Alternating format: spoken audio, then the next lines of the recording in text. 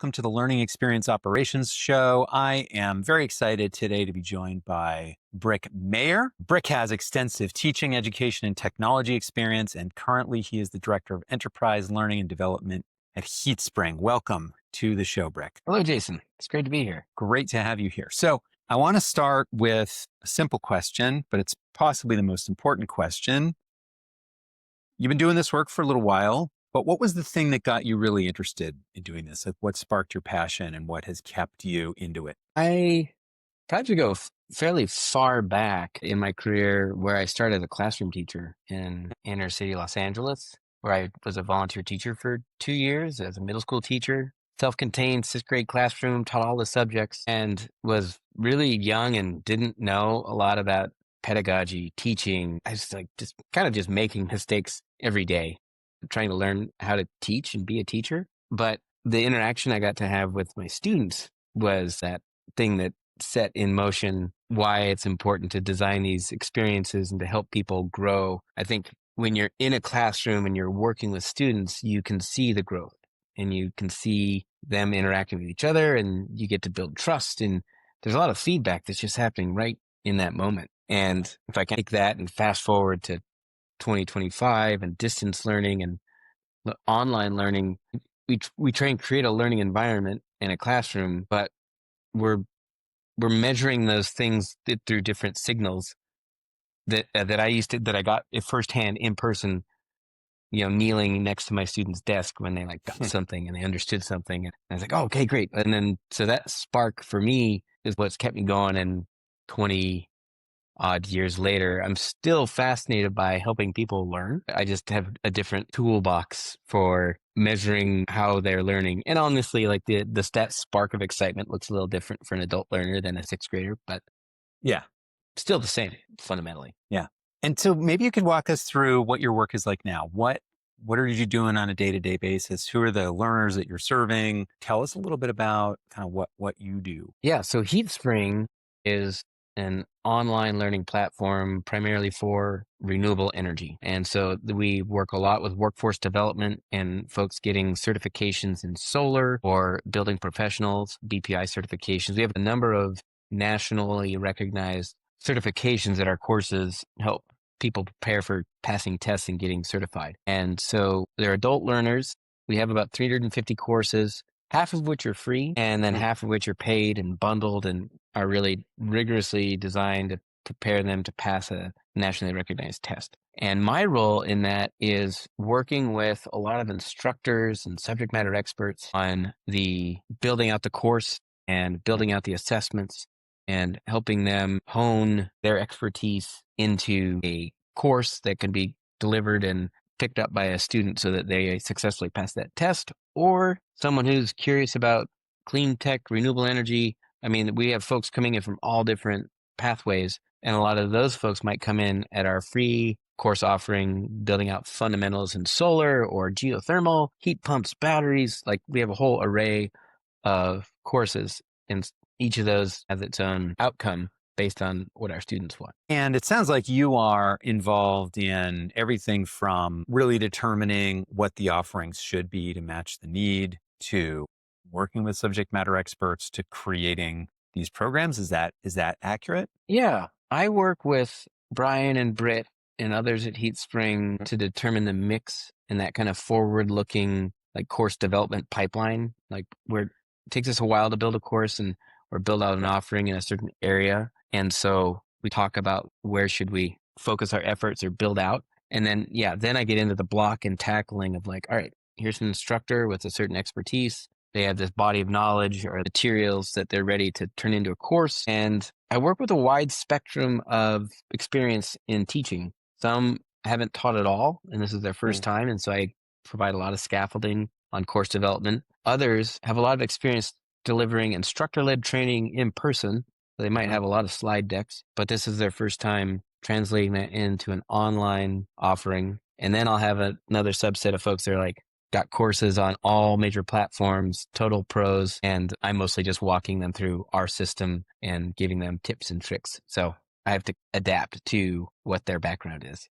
I would love to learn more about your system And I think maybe as a way to frame that, because I think, the way that we work now has everything to do with the jobs and the roles we've had in the past. So I'd be really curious to hear about some of the jobs you have had in the past, some of the roles you've had, and what the critical mindsets, processes, tools that you developed and are really part of the way that you do your work. What are those things and how do you bring those things to bear now? Prior to HeatSpring, I spent about 7 years at Amazon in either knowledge management or learning design in various teams within the monolith, which is Amazon.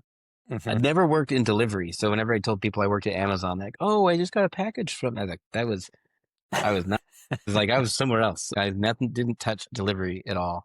So I most recently came from AWS, which is their cloud Mm, offering, and worked in learning and design there. But in that time, and then prior to that was a brief stint with Microsoft, helping build out a program that piloted a new piece of storytelling software within a creative writing education context.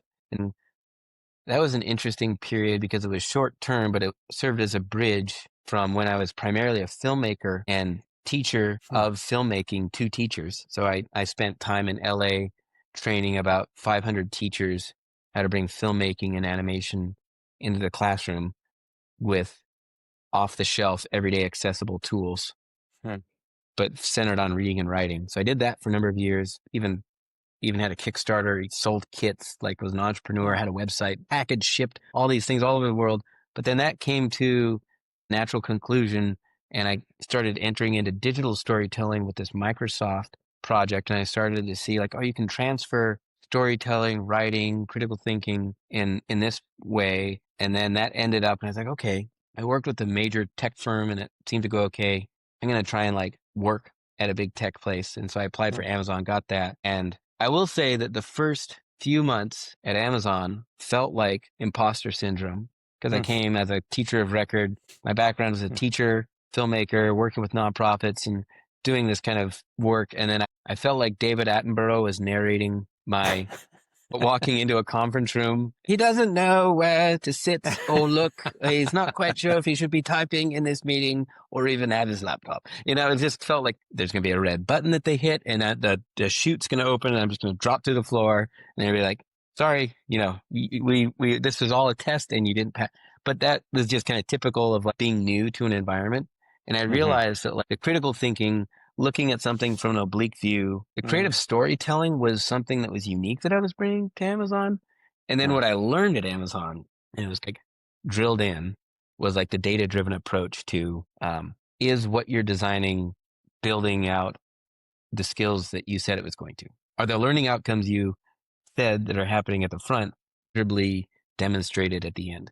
And that was really that was the litmus test for things we built there. And that kind of data driven approach, like meaningful data. I don't know. There's sometimes you can say data and it's like you have a wall of numbers and it looks like an eye chart and you're saying 7% better and 32% faster and 4% less errors. And I think there's ways to have word salad of data, but the actual, what are we trying to accomplish with this learning experience? How will we know it's going well midway through? And then once they've finished it, what are we looking for 2 or 4 weeks out in their application of those skills that it's measurably better.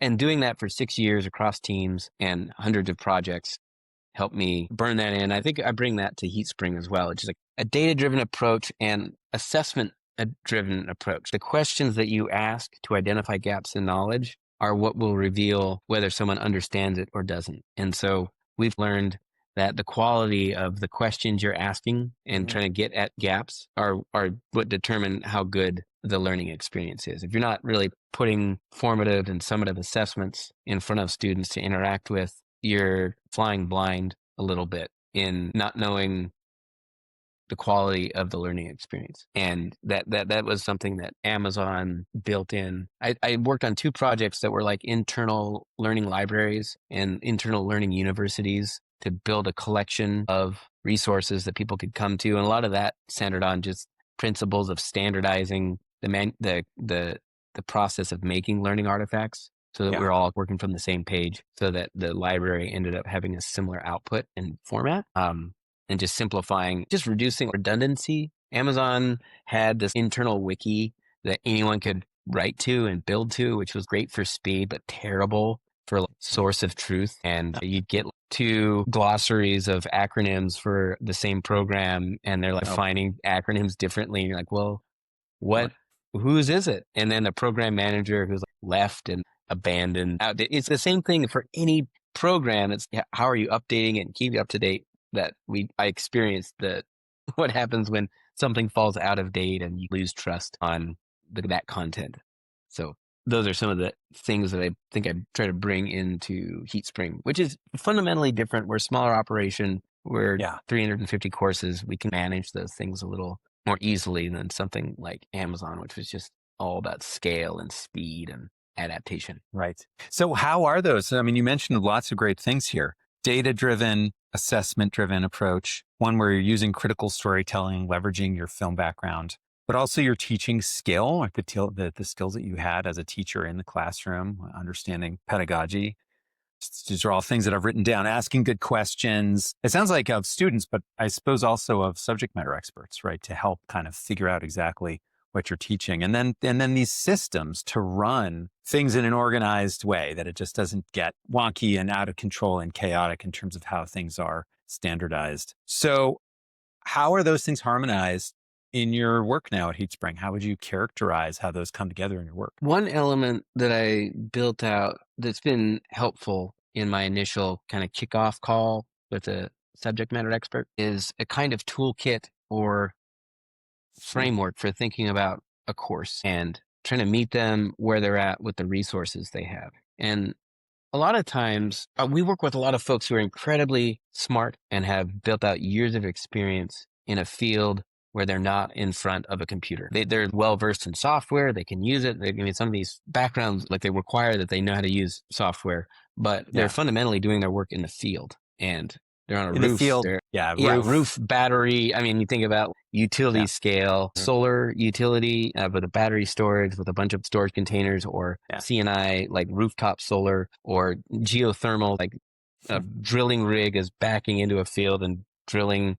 And so this is their expertise. They've been on however many sites, and they're trying to train someone that's like near peer expertise, their peer, or someone who's coming up, and they're trying to build either a fundamental course or an intermediate level 2, level 3 kind of course. And so when I meet with them initially, I'm trying to like understand how is your expertise currently captured? Is it just in your head, or have you documented it? And a lot of times they have it in a PowerPoint presentation, or they're thinking like, I'm going to deliver this in a linear slide deck, chunk it up. And so my framework and what I try and show them is like, let's start with that slide deck.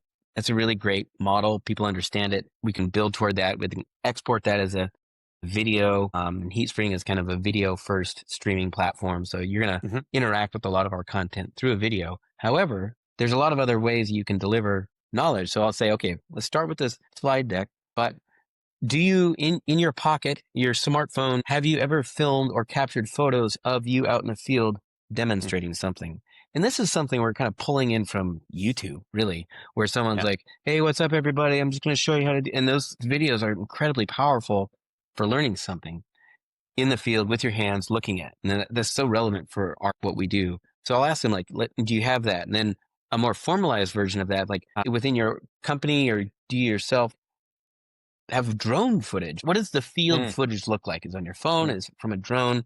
And from there, we can start to say, can we build some vignettes that go from the slide deck into the field that show the application? And then that way the learner's seeing it both in that linear slide deck form and the messier real world, opening up a combiner box or some switch gear and like looking at this panel. And we work with a lot of products, companies that sell products. And so they'll build kind of customer education courses, and they're in a warehouse, and we'll do that same model. So it's like slide deck, field footage. And then this format that we're in now, this kind of podcast style, is a really powerful way to unpack expertise through conversation and dialogue that isn't the main delivery of a course. We recognize that you can really pack a lot into lecture notes, slide deck, but to have a place for anecdotes, reflections, lessons learned, where two peers, and the important thing there is we found, and when recommends, they're on a similar expertise level plane, that it's not necessarily like mentor-mentee. It's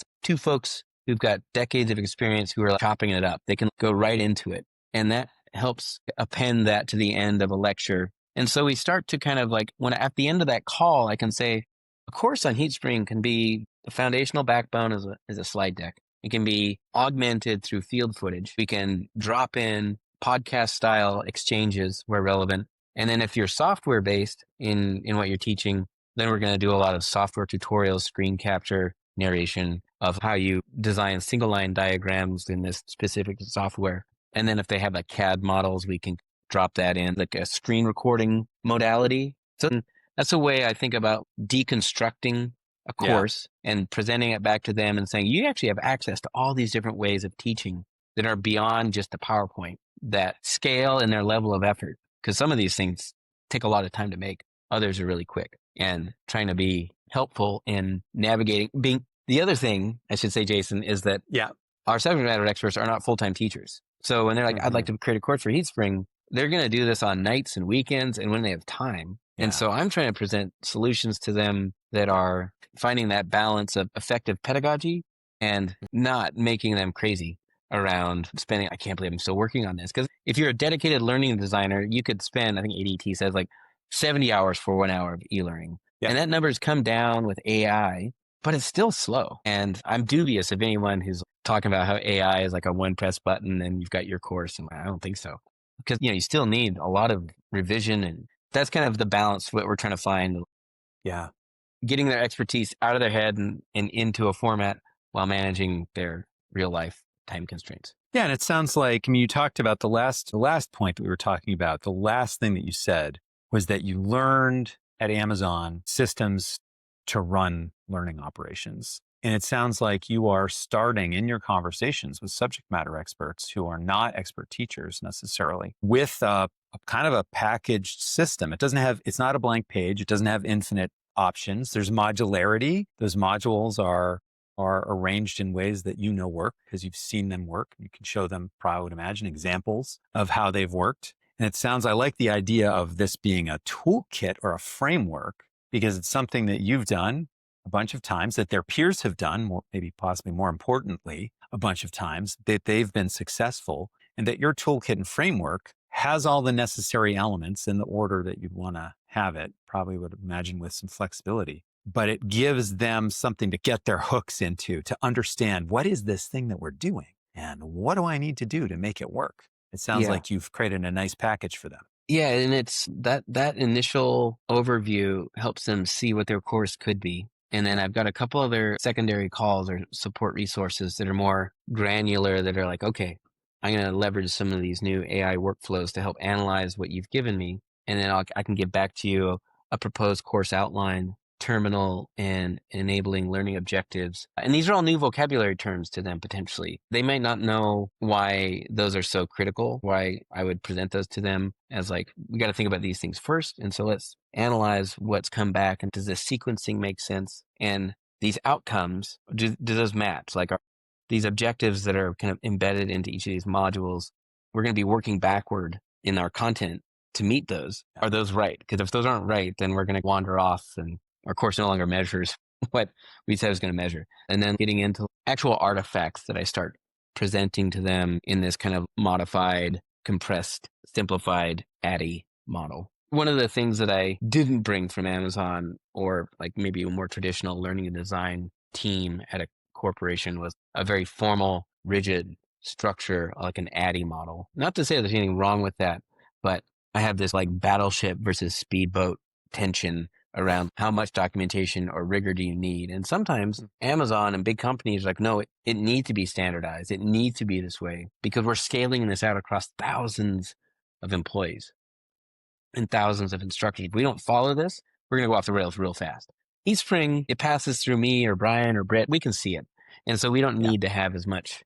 We're a little more flexible in like placing us in the loop. I don't want to like dismiss the ADDIE model, but we don't need to add rigor where it's not required. Yeah, I think it's a really important point because my hope is that there are people from lots of different kinds of organizations who might hear this conversation their situations are going to be different. Everybody's going to be in a different spot. So if you're on a team of 15 and you have a 30,000 person organization that you're building internal leadership training for or something, you're going to need a lot of standardization. But if you are the one person that does the stuff in the place, then it's just different. The burden is not as much. But it does sound, even still though, I mean, I would certainly encourage anybody to write things down to whatever extent makes sense. And you do have this process, you have this toolkit. You're not winging it each time. No. You do have a way that you're entering into it. So I hear what you're saying, because you don't want to over-engineer that stuff, because then just writing things down becomes its own major project.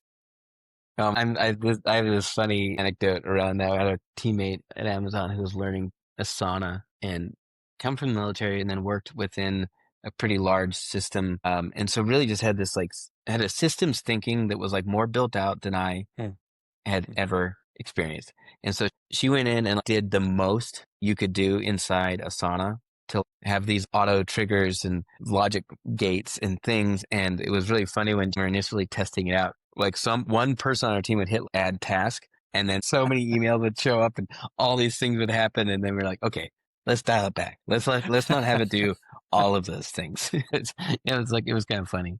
Well, that's a really good point, because you mentioned AI. And I would say when we think about AI and we think about automation, we are in this moment of just incredible acceleration, right? For these reasons and other reasons, but just the world is changing really, really fast. And I think that does put some pressure on you and me and people that do the kind of work that we do to update what we do on a regular basis. I feel like we are kind of challenged to be more forward thinking and responsive to the way that the world's changing. And I'm curious whether you feel there have been any challenges in your work in the last, I don't know, period of time, recent to medium term history, where maybe something that you had been doing for a long time, you recognized, oh, this isn't quite going to work as well as it has. Or the opposite, I suppose, of that could be, this wasn't really possible to do before, and now it is. And I have to kind of rework some things to work that in. Yeah, I think the latter of new capabilities being unlocked, or the level of effort in generating a really great assessment is really high if you're a human writing that question inside Word or something. You're just like, I'm going to open up this document, I'm going to write a question, and I'm going to let my expertise show up in the form of that question. And that's where that has been a fundamental unlock for HeatSpring in analyzing the content embedded in a course through an AI-enabled assessment lens. And that's something that I built out. I piloted it locally on my machine through a Jupyter notebook and confirmed that my API calls to the LLM were returning something that was usable, and then looped in our development team to see what I was doing. And they saw the script that I had written, and they're like, okay, we can adapt that logic. And then we tested it in our staging. We looped in a couple instructors to say, we're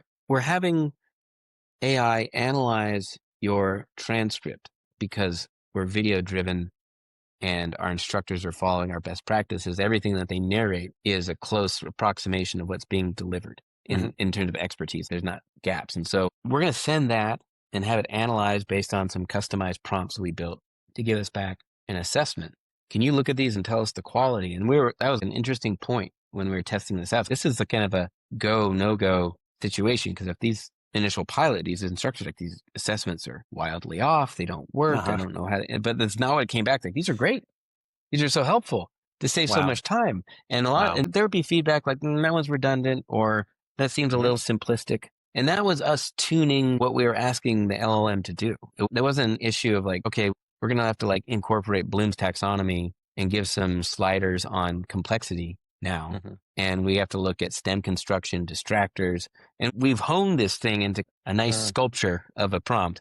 And we like it. And if there's anything that's special sauce in the age of AI, it's like our own hard work that we put into that prompt that we think returns really great, consistent results for us. And so that for us has been an AI unlock on our platform. We scaled that out. We embedded it into our platform. We ran it across our 350 courses so that we didn't just have it like blanket create assessments for every course all across it, but we've now enabled an instructor to go in at the assignment level and generate knowledge checks wherever they want. And then they can Oh, edit wow. and those can show up right after video. And a knowledge check for us is like a version of a formative assessment, low stakes, engage with the content, show what you know, explain why you don't, understand it with feedback for right and wrong answers, score it immediately. And that is different from what we were doing previously prior to AI, which is high stakes summative assessment, quiz or test at the end, which are valid. Those are important, but we never would have done the formative assessments at this scale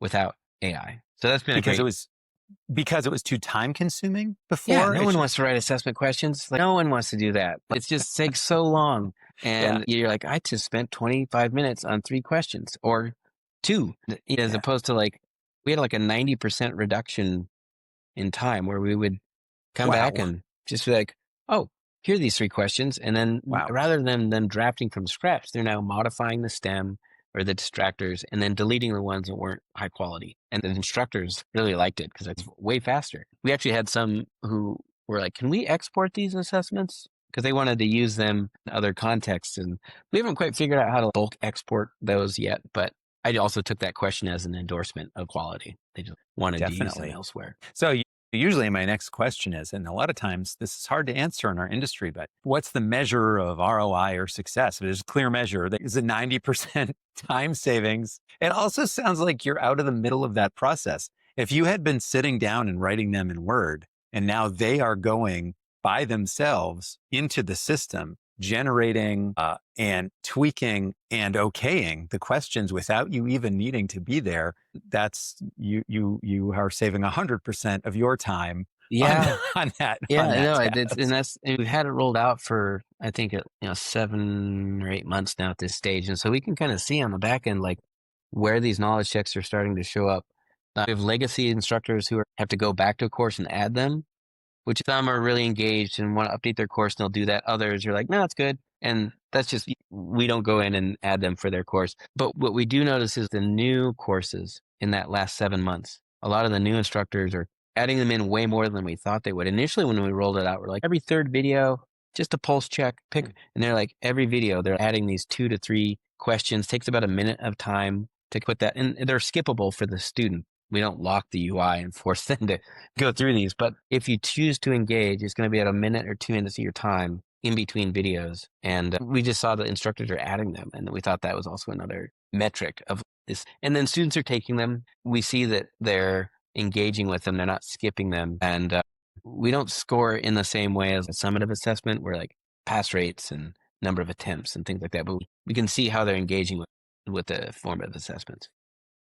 I think you used the word unlock. It's a great unlock. As I said before, I think a lot of different people are going to be in lots of different kinds of organizations who might hear this. And if, most of us are writing, planning, creating assessments as part of the things that we're doing. And if somebody is in the process right now where they are really facing the same challenge, maybe it's taking too much time or they'd love to save some time, where they want to implement a solution similar to yours, what advice would you give them in terms of getting started, putting that into place? Short cycles of iteration have been really helpful in testing a concept. Yeah. And with the capability of any of the frontier LLMs is interchangeable how good they all are. We have our preference for some, but like whatever your favorite go-to model is, they'll be really Yeah. good at responding to that test and looking at the quality and understanding, is this good? And one thing that was required for me to understand if it was good or not was to have an expert in the loop. I could go and have the AI look at a battery energy storage system course, and it would come back with some questions, and I'd be like, I don't know if these are good. Sure. But I would Yeah. loop in the instructor who wrote the course, and he'd be like, oh, okay, yeah, these are great. This one is a little simple. I wouldn't ask that one because it's not relevant. But by and large, 8 out of 10 of these are passable. It's like, oh, that's great. So the advice is quick iteration and then having expert who can be that evaluator. Because with the AI tools, like you got to find a way to maintain a critical thinking, human creative connection to what's being outputted and not just trust it in the initial testing phases. Because it'll give you stuff that looks really good, always. it's always going to read well initially, and then you can read it again, you're like, well, that doesn't make sense. Yeah. And so you have to really go through a fine tooth comb initially and really not trust it at Mhm. first. And there are places where we don't use AI. We just determined it's not worth it, not good. But for the assessments, it was very good. And we got there by short iterative loops of testing with a human expert evaluating it and guy giving us feedback on all the things that we were interested in, like the quality of the STEM and the diversity of questions that covers the Bloom's taxonomy. What kind of questions are you asking? So those are kind of things that helped us arrive at our solution. That's terrific. So usable and I think pretty universal kind of use case to what so many people have to do in their jobs. When we think about this from an operating perspective, the workflow of starting with a raw material, creating some kind of draft, getting feedback on that draft, revising the draft, pushing out the final, publishing the final version, it's actually quite a lot of steps with a number of people involved. And I think you don't know that until you're really doing the work and you've done the work and you realize, yeah, you can't shortcut these things too. But it seems you've really found some nice ways to get a great level of quality much faster.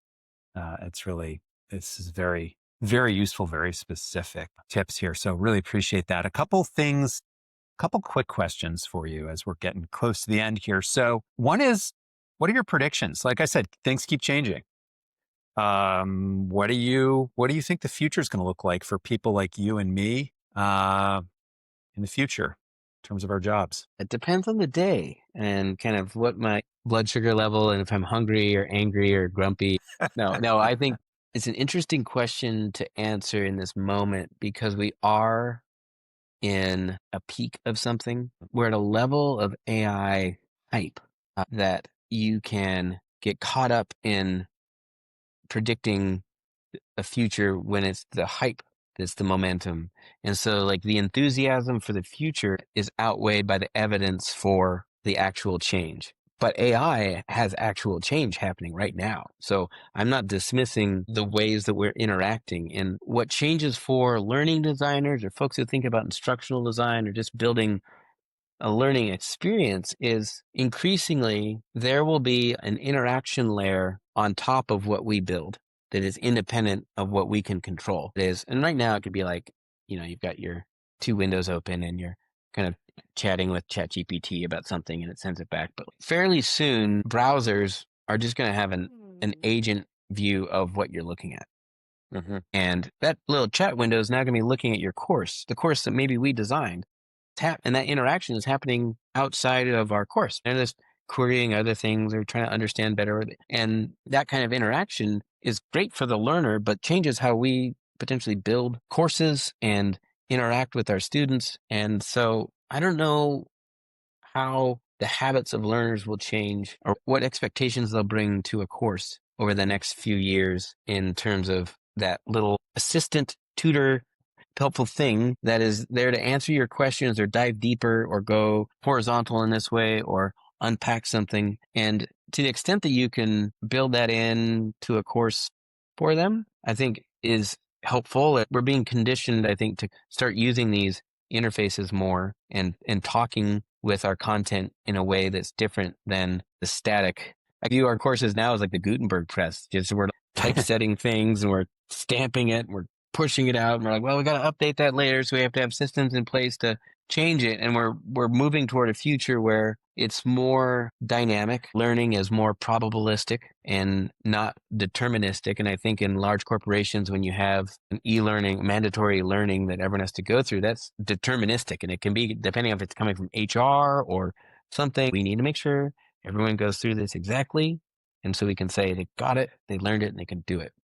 And that, I mean, for safety, like I was saying, some of the courses we don't use AI for, like electrical safety, like a hallucination on something related to electrical safety is a risk we are not willing to take. So we are only going to work with experts who are, certified master electricians, journeyman electricians to like vet that kind of content.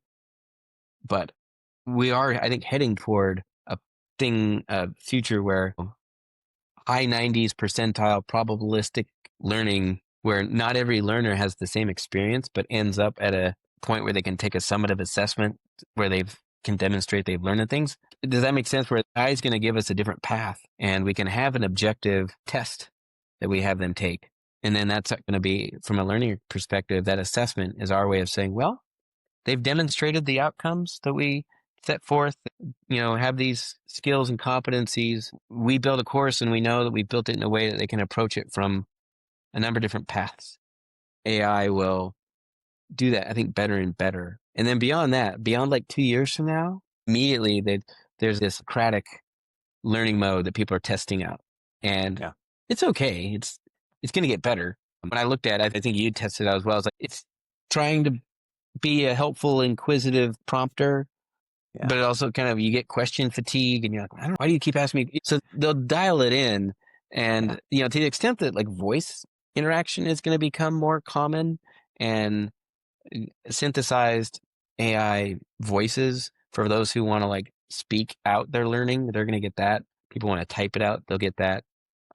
Dynamically generated AI videos. I imagine sitting on a pile of knowledge, and then the LLM analyzes it and just constructs it in the way that the student wants, and it can adapt the course to how they're going through it. And in my mind, I think less about what learning designers are doing. I'm just kind of curious about who's going to succeed as a student in that environment. Because I think back on this, one of my favorite anecdotes from Amazon, which was, I saw this one guy who's a great teacher, and he would data engineer 20 years at Amazon, actually 25 years at Amazon. And he just had, everyone had like 9 monitors and total, he's in a BI team. And so they had all these things, but he just had one laptop, which I think is a sign of like a boss move. Just one single laptop, no external monitors. Like, whoa. And he's just working inside the matrix doing stuff. But anyway, they come up to him and ask him a question, push his laptop back, answer a question. And I noticed that the steady stream of people coming by. And I asked his manager, what do you see? Like when someone's onboarding into their role as a BI data scientist, and they're trying to understand these databases, and they're going to John all the time. And he's like, the people who don't grow in their role ask the same question over, and they're just looking for John to help them solve that question. He's like, but I can also see other people who go and learn and ask a new set of questions every time. And then over a 90-day or 6-month or 12-month period, those two people are in fundamentally different places in their growth. And I think of that when I think about AI, because I think the people increasingly who can be actively engaged in like critical inquiry and like asking a different set of questions and growing, they'll get a lot out of these new ways of interacting. But I also know there's a lot of people who are going to kind of maybe be a little more passive, or maybe haven't been coached on how to ask better questions. And that's where I think, I'm like, wait, how do we train the students of the future to be inquiry based and to be just wildly curious about something? And I think about like back to my classroom where, we're at a point now where like, you don't ever need to write anything ever again.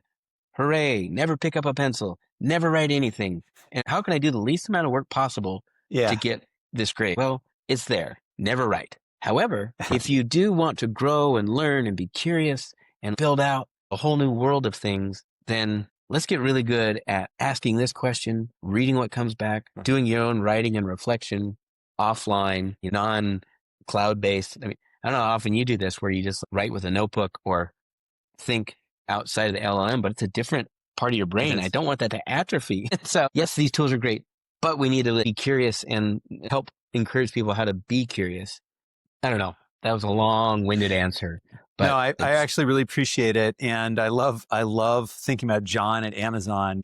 It sounds like people were coming to John and externalizing their understanding by asking him, getting the answer, and then going to implement the answer. But if some of them were not actually learning why that was the answer, so they had to come back and ask again. But then the second set of people were learning. This does seem like the perfect analogy for AI, because I think that you're right. I do actually have a notebook. And when I am being responsible in my work, I'll start in my notebook. And I find that I'm just a stronger thinker. I make better decisions. I can ask better questions. I can be more critical of what I'm getting from it. So yeah, it totally makes sense. It's a wonderful answer. So 2 things here to wrap up. One thing that I will ask you in a minute, but I'm going to ask you first. We've had one guest before you. His name's Stephen Hyde. Stephen works in University of North Carolina. He's a leader there. in executive development. And I asked him to ask a question of our next guest, and you're our next guest. So here's Steven's question. His question is, when did it hit you that your work matters just as much as what you deliver? And what, if anything, shifted after that? All right, let me think about that question. So the process of the work Yes. is as important as the output of the work. I don't know if there's a specific moment that I realized it, like this epiphanal, like, aha. But the general realization of the process is what matters helped me take my foot off the gas of delivering and being bound by a milestone deliverables schedule. Because those milestones are important to keep everyone on the same page. You can see, but if you're so focused on getting the thing out the door, you can lose sight of what's going out the door. It's like, no, we got QA, we got AT testing. It's like, it's good. But I've experienced that, particularly at a place like Amazon, where it's just like that date is very important, and we better have it ready for that date. And you don't want to show a little red dot on you don't want to be a blocker. So get it going. And to find a way to use the process for critical thinking and understand that, like, you're gonna be problem solving, you're gonna get stuck, you're gonna get unblocked, you're gonna look at it this way, and that is when the date, the literal delivery of it might shift, might be earlier, might be later, but like if you're kind of present to what you're building and pulling back and like being willing to pivot, I don't know, those happen in the process. And if you're really so rigidly outcome focused, you can kind of lose that. I found that sometimes you can lose that. Excellent. And now it's your turn. What's a question you would love for our next guest to answer? Well, it's funny. There's a specific one that's an extension of the AI conversation we just had. The question is around student learning and their experience of learning. What will you look for to see that it's kind of fundamentally changed with these new tools? Like, what evidence will you be looking for to know that it's changed? Because right now, like, you go on YouTube or social media or LinkedIn, you'll see a lot of like hype and promotion, and that's just the nature of those things. They're important. It's important to people put their thoughts out there, but I haven't seen a lot of evidence that the learning experience has changed. So changing the way we build things, like the student interview or the student application, the application of what you talk. Like, what are you seeing that's different? I'd be curious about that response. Great. This is one that I think about a lot, as I myself am a kind of an AI advocate, skeptic, want to use it, but also don't want to trust it blindly. My best way to be skeptical of it is to try and use all these new things rigorously, and then like know when it's like not very good and when it's actually great. So good stuff. Really appreciate it. I so appreciate you coming on, sharing your background, getting into the weeds of some of what you do, sharing your kind of philosophies and opinions about where we are now and where we're going. This has all been just excellent. There's some things that I know that I'm going to be able to take away and use from this in my work. So that's the point. Really appreciate it. Thanks for joining us, Brick. Well, thanks, Jason, for organizing this. And you came up with a great set of questions that were a good starting point for reflection, which is really helpful. So thank you. Yeah, absolutely. My pleasure. And the world's going to continue to change. So maybe we could do this again in 6 months or a year and see if, when the world's totally different, and see how right or wrong we are. We still have jobs where we're just all eating like dates on fluffy pillows and be like, isn't it great that we don't have to do any work anymore? I imagine we'll both still be working. Yes, I certainly hope so.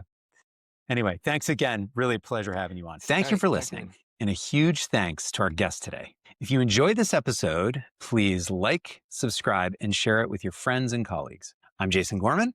I'm the founder and CEO of Jackrabbit Learning Experience, where we help organizations of all kinds make learning better through a clear, repeatable process that is future ready. If any of this resonates with you, just keep tuning in and please join the community we're building.